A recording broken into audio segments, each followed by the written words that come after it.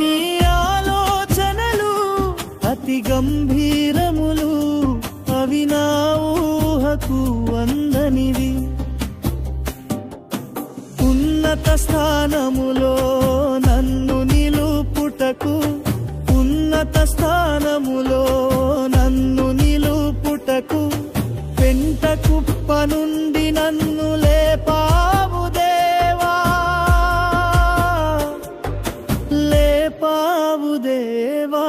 యేసయ్యా యేసయ్యా యేసయ్యా యేసయ్యా యేసయ్యా యేసయ్యా యేసయ్యా.